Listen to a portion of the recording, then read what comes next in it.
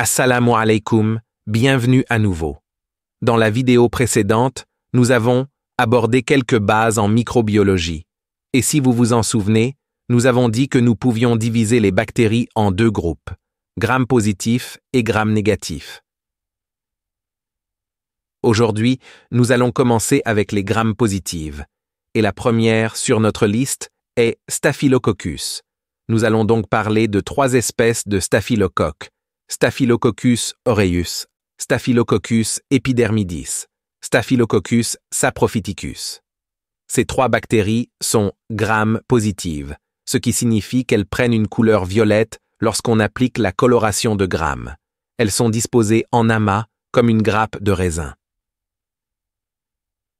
Commençons par Staph aureus. Staphylococcus aureus, qui signifie littéralement grappe dorée, porte ce nom en raison de son apparence au microscope. Sur gélose au sang, il apparaît aussi de couleur dorée. Parmi les caractéristiques principales de Staph aureus, la plus importante est la protéine A, qui se fixe à la région FC des IgG, ce qui lui donne un effet antiphagocytaire. Elle possède aussi la catalase, enzyme qui transforme le peroxyde d'hydrogène en eau, la coagulase, enzyme qui transforme le fibrinogène en fibrine, la DNase, qui dégrade l'ADN.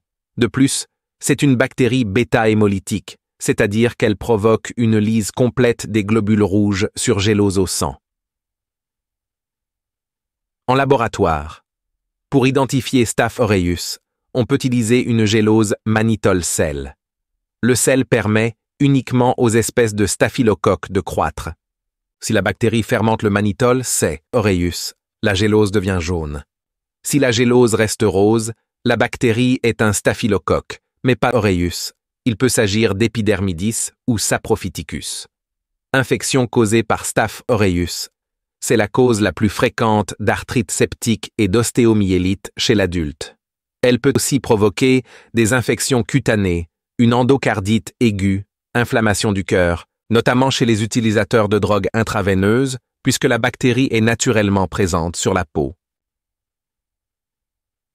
Les toxines produites par Staph aureus. Toxine du syndrome de choc toxique. C'est une super-antigène qui a une très forte affinité pour les récepteurs MHC de classe 2 des lymphocytes T.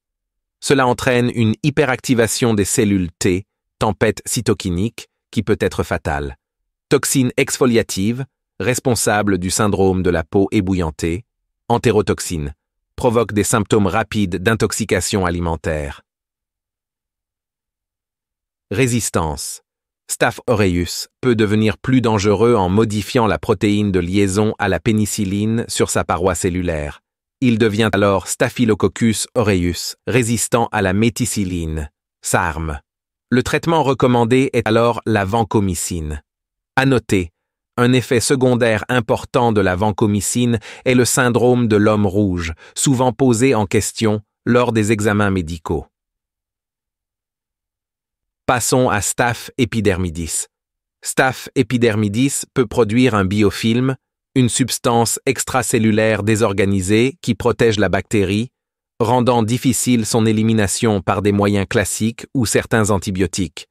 C'est pourquoi elle est souvent liée aux implants médicaux, prothèses articulaires, cathéters, valves cardiaques artificielles. C'est la cause la plus fréquente d'endocardite après une chirurgie de valve cardiaque.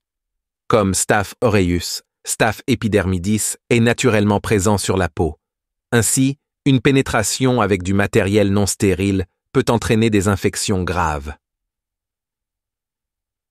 Enfin, Staph saprophyticus.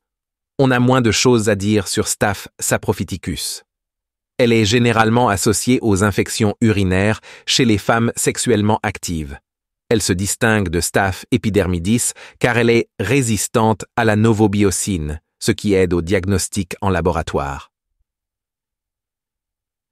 En résumé, toutes les espèces de staphylocoques sont catalase positives.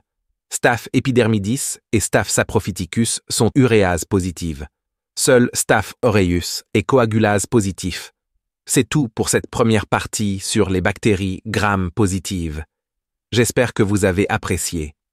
Merci de nous laisser vos retours pour qu'on puisse s'améliorer dans les prochaines vidéos.